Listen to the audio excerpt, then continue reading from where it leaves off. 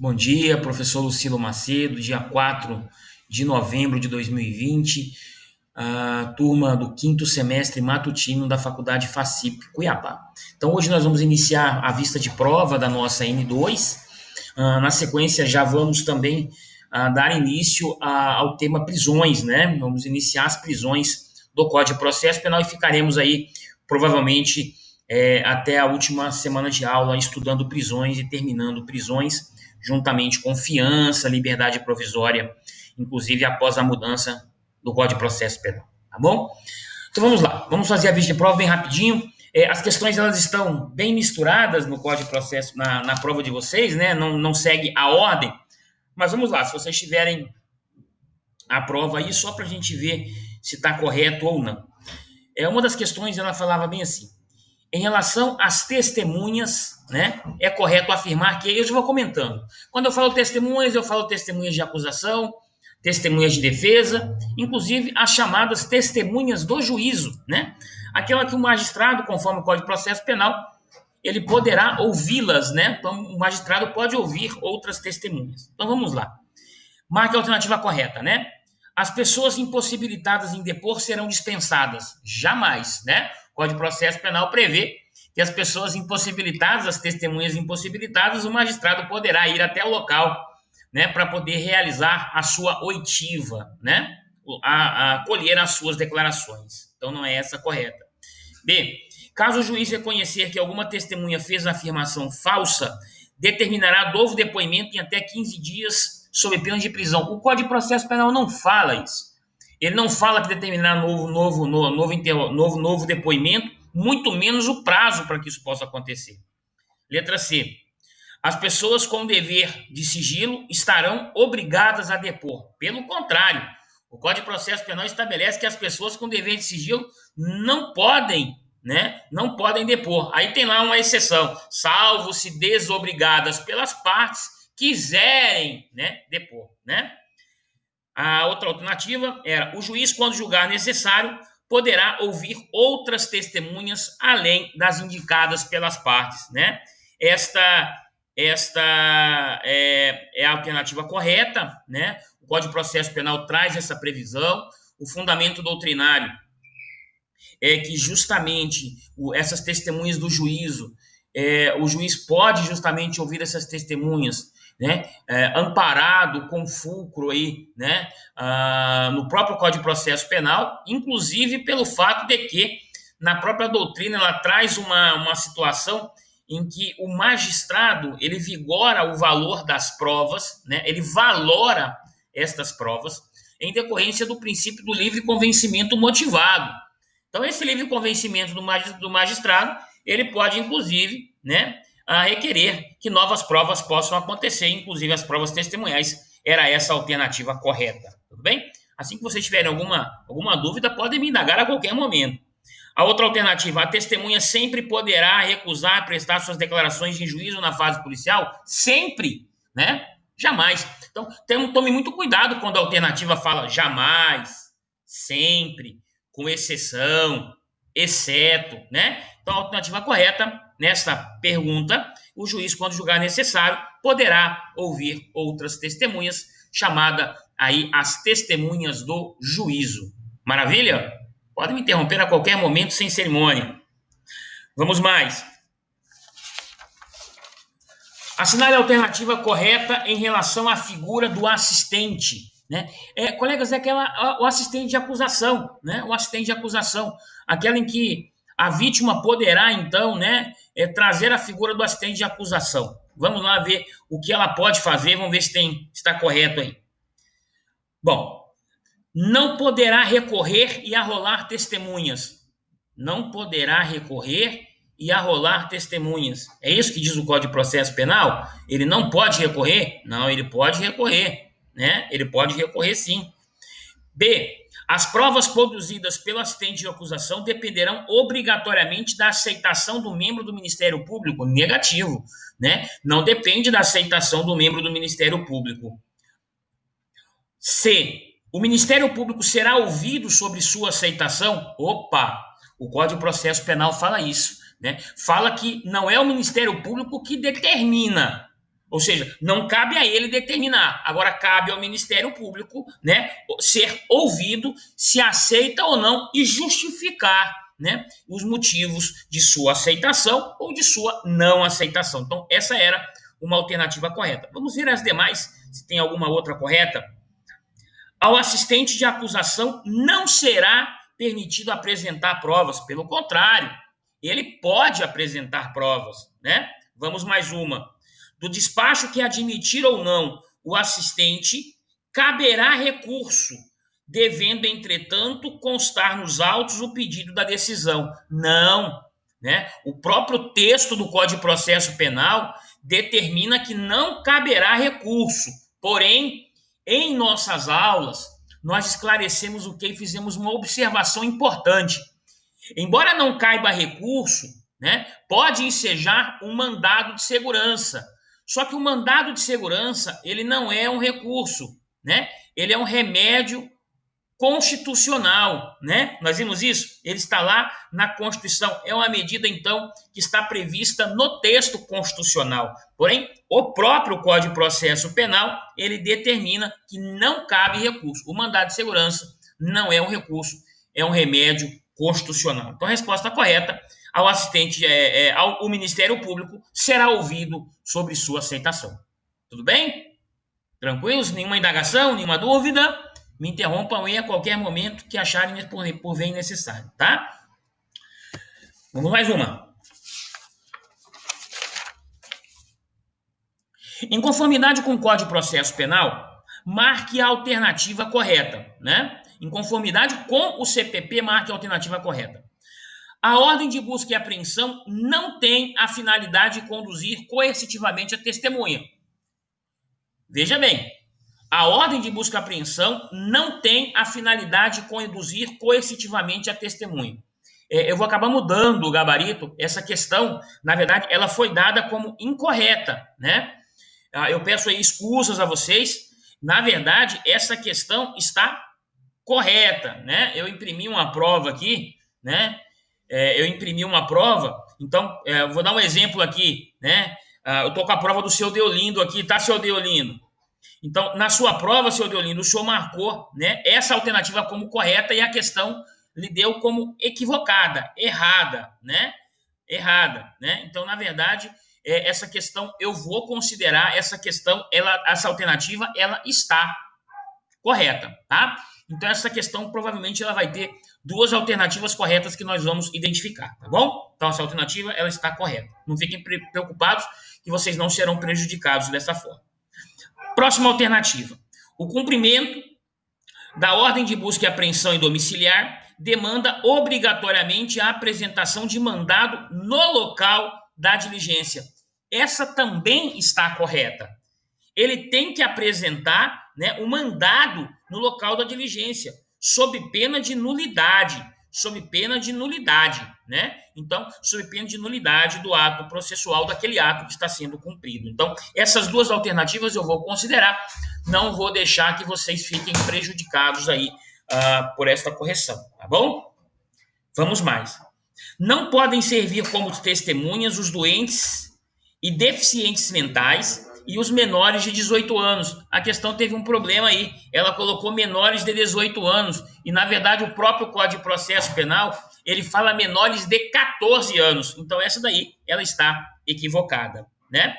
Mais uma. No mandado de busca e apreensão, não poderá constar a prisão preventiva. Errado, né? Na verdade, no mandado, poderá. Então, esse não, ele está equivocado. No mandado, pode perfeitamente constar a prisão preventiva. Mais uma alternativa. Poderá ocorrer a busca e apreensão domiciliar somente na fase judicial, somente em juízo? Não. Ela pode acontecer também na fase do inquérito policial, sem nenhum problema. Tá bom? Fiquem tranquilos que eu não vou prejudicar vocês. Essa questão ela tem duas alternativas corretas, né? E eu vou pontuar para todo mundo. Ok? Maravilha? Sem problemas? Sem crises? Maravilha? Então tá bom.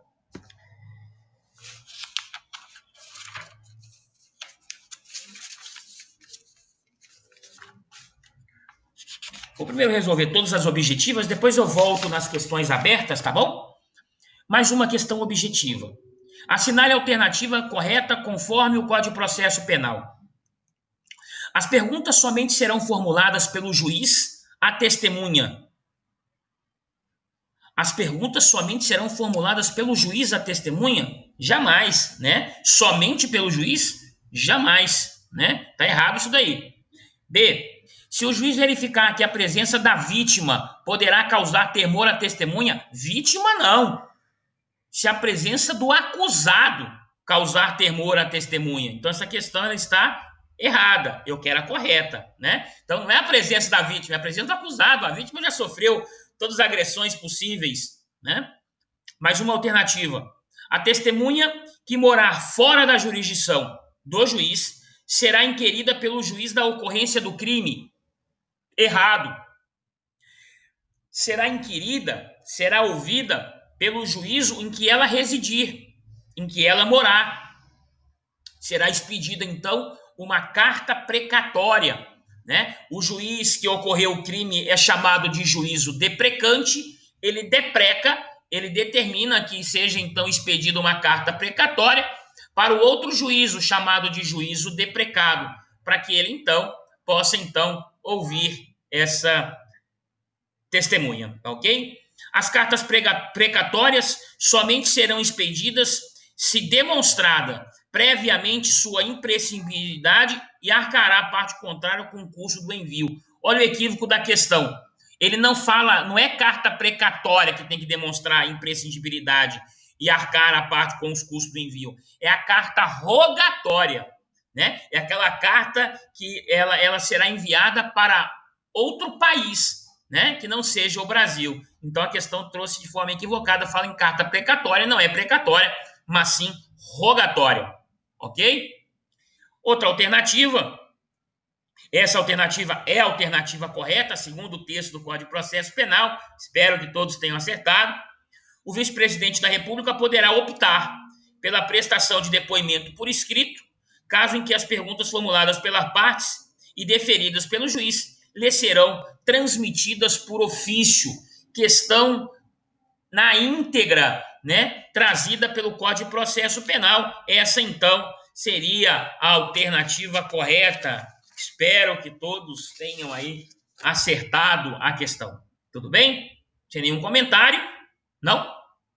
Tranquilos? Beleza. Mais uma, envolvendo testemunhas. No que tange às provas testemunhais no processo penal, assinale a alternativa correta. Quando a testemunha for indicada pela defesa, né, na primeira alternativa, quando a testemunha for indicada pela defesa e esteja cometida de enfermidade e não conseguir comparecer para depor, o juiz determinará que a defesa substitua a defesa no prazo legal? Não, negativo, né? O magistrado poderá ouvi-la no local em que ela estiver, né? Uma testemunha é importante, vigora obrigatoriamente no Código de Processo Penal, né, o princípio da ampla defesa. E o próprio princípio da ampla defesa ele não pode ser ultrapassado pelo magistrado. A ampla defesa não pode ser restrita, né? Tudo bem? Vamos mais. Letra B. Na hipótese de ter sido testemunha, o governador poderá optar em depoimento por escrito? Não, né? Quando eu falo governador, o vice-governador, ele pode marcar, né, um horário, né, entre ele e o magistrado, marcar uma data para audiência, mas optar por escrito, ele não está elencado no rol pelo Código de Processo Penal. Letra C. Serão proibidas de depor, mesmo que desobrigadas pela parte, aqueles que, em razão da profissão, devam guardar segredo. Não. Se for desobrigado pela parte e quiserem, né, elas poderão. Tá? Então, essa alternativa também está equivocada. Próxima. As cartas rogatórias somente serão expedidas caso seja demonstrada sua imprescindibilidade, arcando a parte requerente com os custos do envio, né? Questão absolutamente correta, né? Sem nenhum equívoco, tranquila, né? Você pode marcar essa alternativa com muita segurança, né? É uma questão, então, que está correta. A letra E, a última, na hipótese de sentir ameaçadas pelo réu, poderão deixar de prestar seu depoimento em juízo. Não, não pode, né? Mesmo se sentir ameaçada, o próprio texto do Código de Processo Penal determina, então, que este depoimento aí, né, das testemunhas, ela é obrigatória o depoimento. Então, ele não pode deixar de depor, tá bom? Tranquilo? Sem nenhuma divergência na questão. Não sei se já respondemos todas as objetivas. Já. Alguma divergência, colegas, fora aquela que eu vou considerar, que tinha duas alternativas, como a gente não consegue alterar, né, lá no portal, a gente considera para todos. Tudo bem? Como correta. Tá ok? Vamos lá saber quais são agora as duas questões subjetivas. Vamos então às duas questões subjetivas, né? Que foi perguntado aí na prova. Então vamos lá. Bom, primeira questão subjetiva era a seguinte indagação: determinado magistrado, titular da única vara criminal da comarca de Rosário Oeste, determinou a realização de audiência de instrução e julgamento em relação a um crime de roubo consumado, 157 caput do Código Penal, ocorrido no ano de 2019. Ocorre que a vítima do delito é sobrinha do magistrado. Pergunta-se: o magistrado poderá processar e julgar? Na audiência de instrução e julgamento, na hipótese de não comparecimento do defensor, sem justificativa apresentada, qual procedimento deverá ser utilizado pelo magistrado? Justifique e fundamente a sua resposta. Colegas, olha só. Você tem que tomar um pouco de cuidado.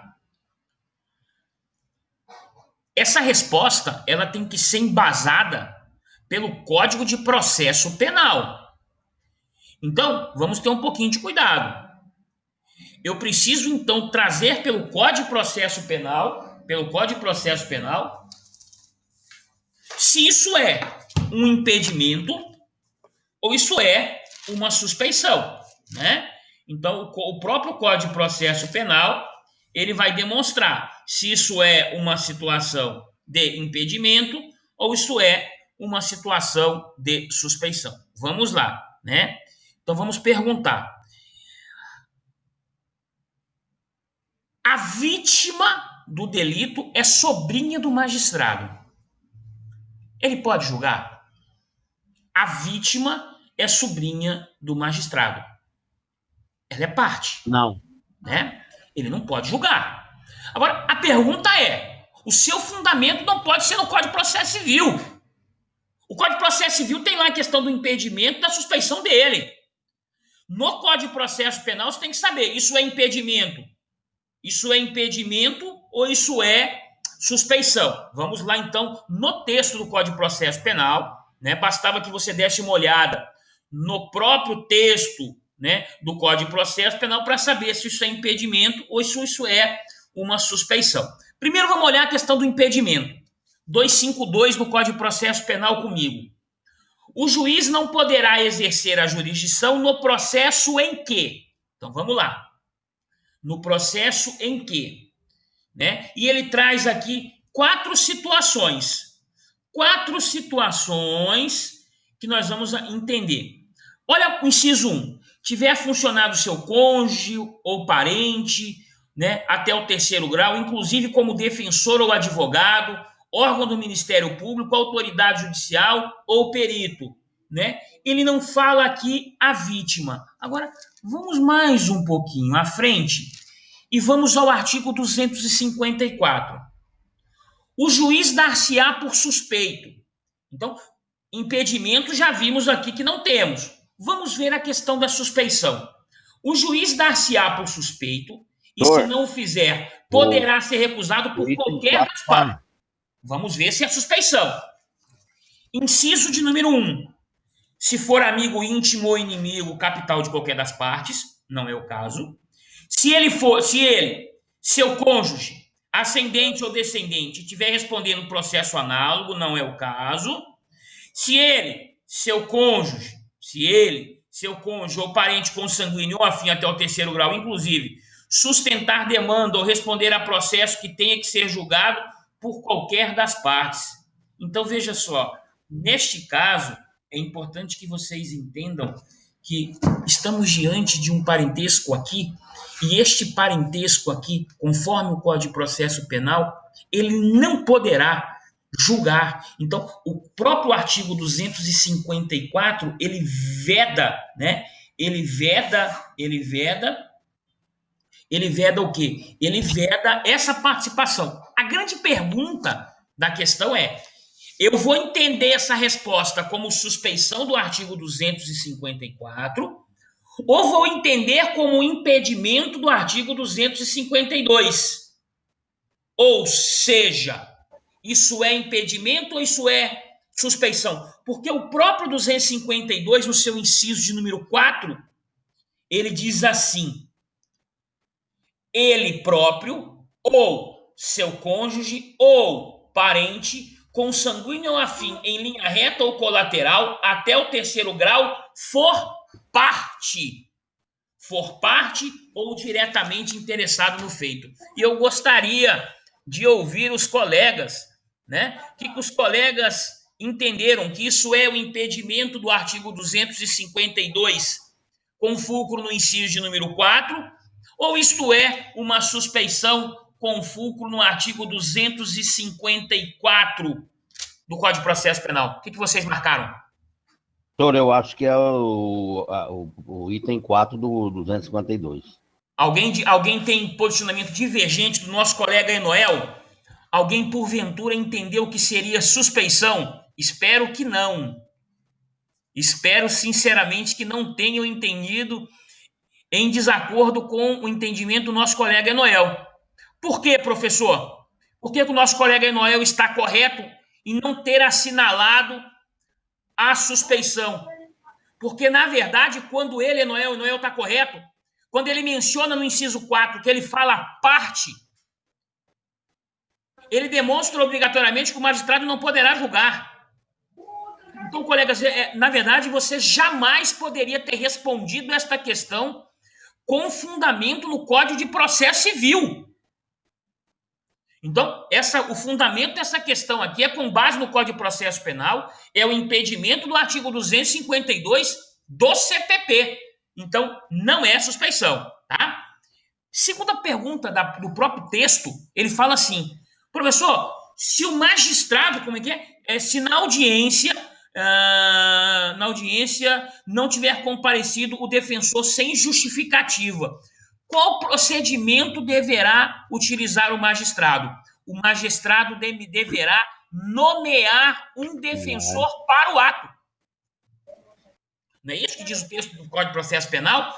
Acontece o seguinte: se ele justificou, o magistrado marca uma nova audiência. Agora, se ele não justificou, o magistrado poderá nomear um advogado para aquele ato, inclusive proferir uma multa.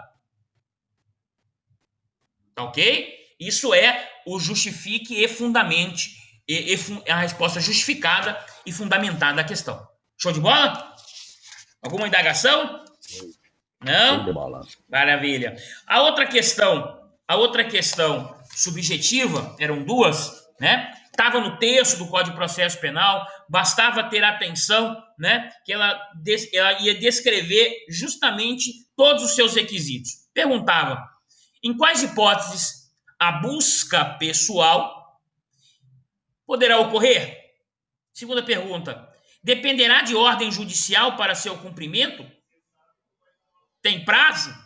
Né? Então vamos lá. O próprio texto do Código de Processo Penal determina, artigo 240 do Código de Processo Penal, a busca será domiciliar ou pessoal. Parágrafo 2º.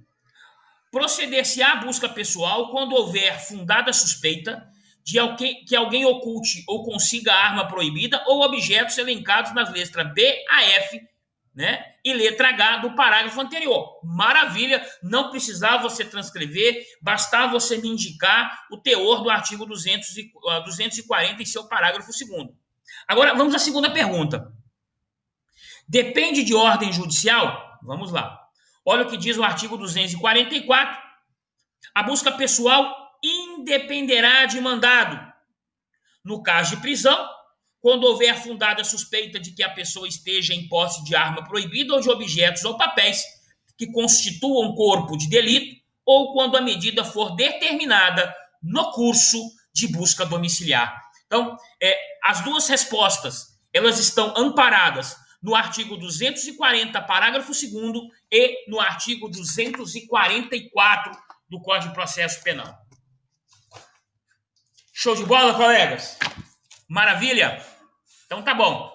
Alguma indagação, algum questionamento, né? O momento é agora. Eu falo que o momento de vista de prova é o momento que você tem para com o professor, para questionar, para perguntar, né? Inclusive, colegas, eu aproveito o momento, né?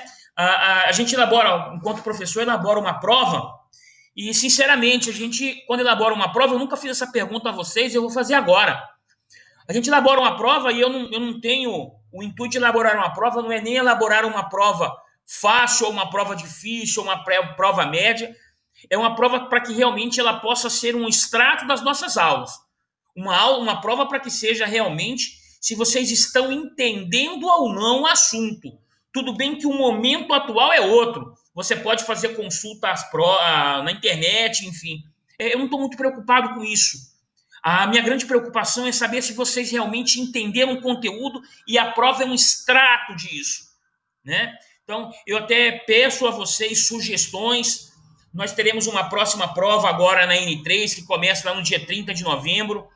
A pedido de vocês, a nossa prova parcial, nossa atividade, vai ter uma semana de prova-atividade. Eu não vou mais deixar que cada professor marque sua atividade em um período. Isso gerou um pouco de confusão, eu não gostei do que aconteceu. Eu vou preferir que tenha uma semana de atividade e uma semana de prova. Eu acho que você tem que programar a sua vida para aquela semana, né? Vários de vocês me pediram isso e quando a gente entende, né, que está correto, a gente tem que adotar essa ideia e eu gostei, eu comprei a ideia e vou deixar a N3 da forma como foi a N1, com atividade marcada, com a prova também, com a semana da prova, tá bom? Então, depois aí, porventura, se vocês quiserem, por favor, depois me enviar uma mensagem ou falar agora, né, me dar uma ideia. Professor, em relação à minha prova, tá? Em relação à prova de processo penal, se vocês querem algum tipo de mudança na prova, se vocês querem uma prova com mais, eu acho que isso é importante, uma prova com mais situações, problemas, ou a gente faz essa prova. Se não quiserem falar agora, posteriormente, que derem me passarem essa sugestão, ela será aceita de bom agrado, eu agradeceria muito.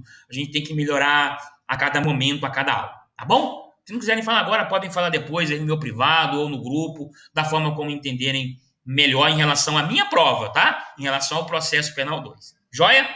Tranquilos? Então tá bom. Colegas, é o seguinte, agora nós vamos começar o tema prisões.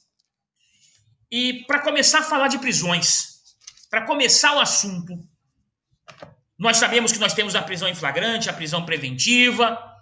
Eu quero primeiro começar a nossa aula de hoje dizendo para vocês o seguinte. Lá em 2012,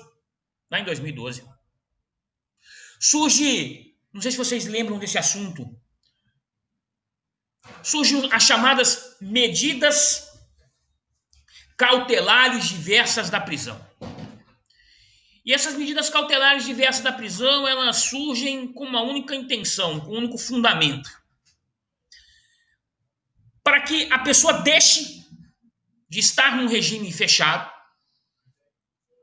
ou seja, num estabelecimento prisional, e possa, fora do estabelecimento prisional, cumprir a prisão provisória. Ou seja, aquela prisão que ainda não se tenha, né, uma sentença transitada em julgado.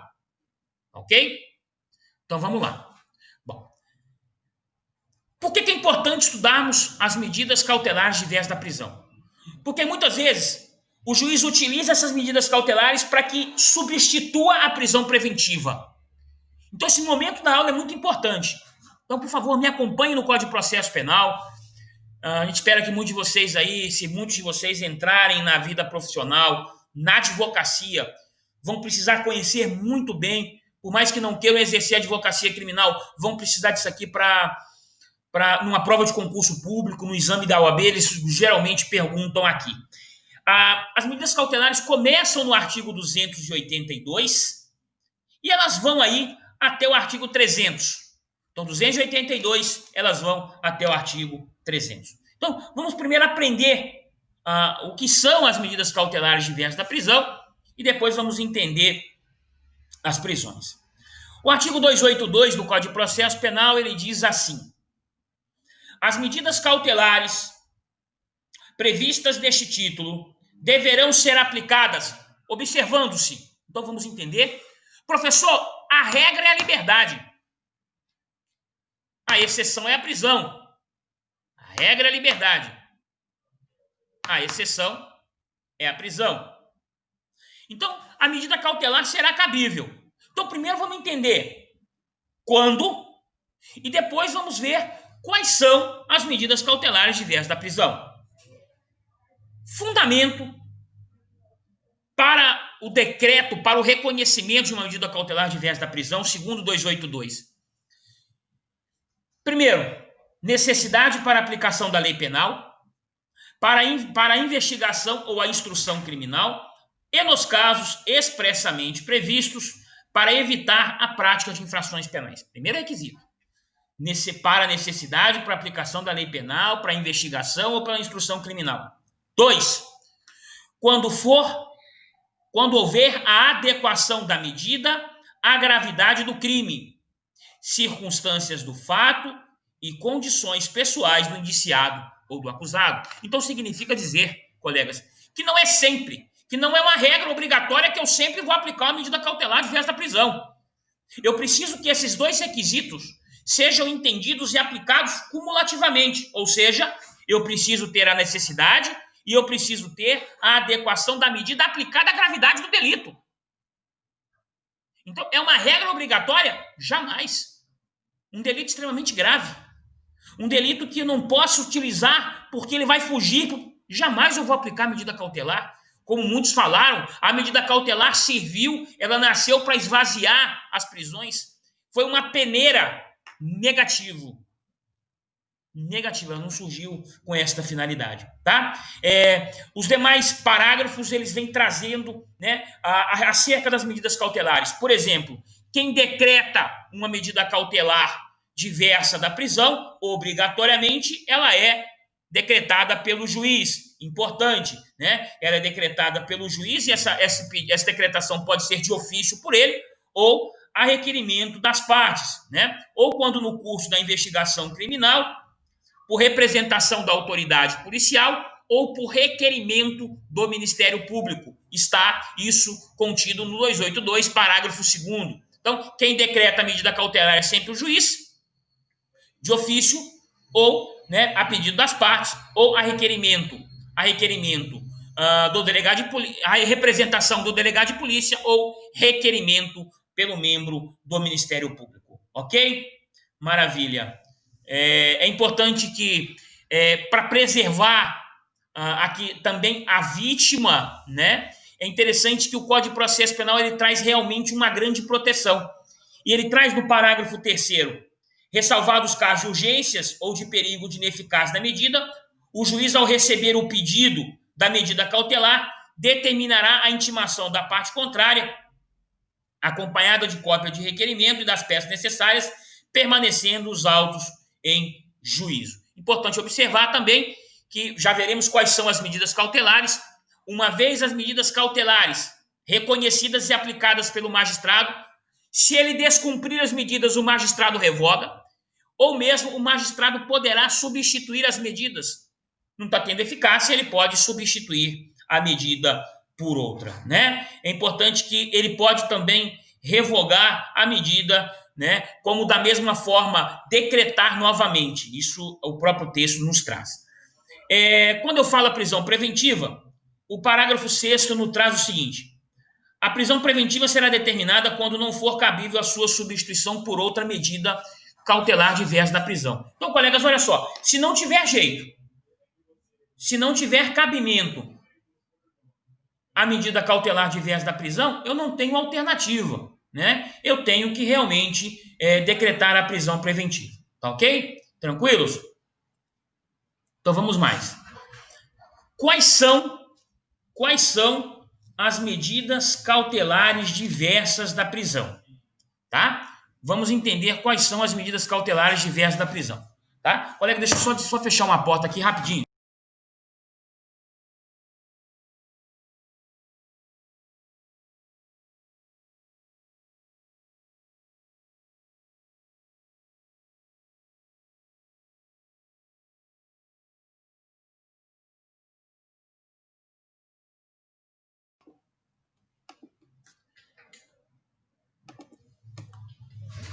Bom, então eu tenho que ligar esses dois artigos, eles têm que ser entendidos conjuntamente. O artigo 282 com o artigo 319, né? O 282 me traz os requisitos necessários para a decretação, para o reconhecimento, para a aplicabilidade da medida cautelar diversa da prisão. E aí o 319 me traz quais são as medidas cautelares diversas da prisão. São elas, vamos comigo, artigo 319. São medidas cautelares diversas da prisão. Vamos analisar quais são. 1. Comparecimento periódico em juízo. Então, por favor, colegas, o artigo 319 me traz quais são as medidas cautelares diversas da prisão. Eu posso aplicar uma ou várias. Uma ou várias. Quais são elas? Comparecimento periódico em juízo, no prazo e nas condições fixadas pelo juiz para informar e justificar suas atividades. 2. Proibição de acesso ou frequência a determinados lugares, quando por circunstâncias relacionadas ao fato, deva o indiciado ou acusado permanecer distante destes locais para evitar o risco de novas infrações. Segunda medida cautelar possível de ser aplicada. Terceira, proibição de manter contato com pessoa determinada, quando por circunstâncias relacionadas ao fato, deva o indiciado ou acusado dela permanecer distante. Outra, proibição de ausentar-se da comarca ou mesmo do país, quando a permanência seja conveniente ou necessária para a investigação ou instrução. 5. Recolhimento domiciliar, no período noturno e nos dias de folga, quando o investigado ou acusado tenha residência e trabalho fixos. 6. Suspensão do exercício da função pública ou de atividade de natureza econômica ou financeira, quando houver justo receio de sua utilização para a prática de vantagens ilícitas ou para a prática de infrações penais. 6. Internação provisória do acusado nas hipóteses de crimes praticados com violência ou grave ameaça, quando os peritos concluírem ser inimputável ou semi-imputável. 8. Fiança nas infrações que admitirem, para assegurar o comparecimento a atos do processo, evitar a obstrução de seu andamento ou em caso de resistência injustificada à ordem judicial. 9. Monitoração eletrônica. Aqui é a tornozeleira eletrônica. Então, colegas, o fundamento quando vocês escutam, fulano de tal foi para audiência de custódia, que é a matéria da nossa próxima aula, e lá o juiz determinou a tornozeleira eletrônica. O fundamento é esse aqui, 319, inciso 9 do Código de Processo Penal.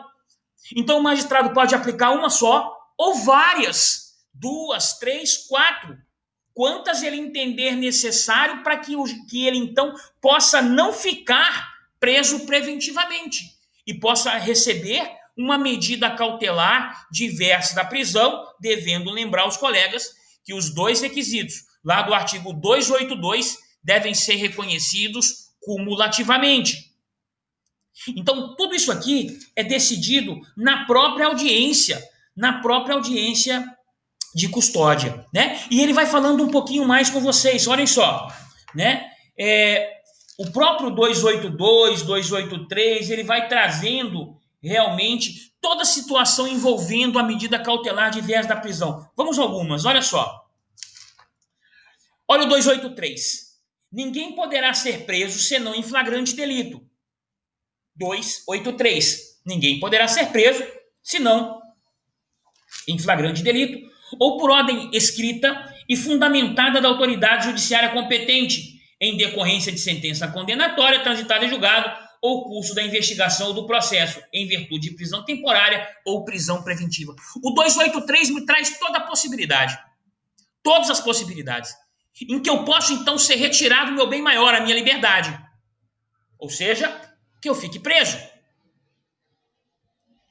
Já veremos o debate lá que ensejou aquela grande discussão do Supremo Tribunal Federal em relação à decisão do ministro Marco Aurélio.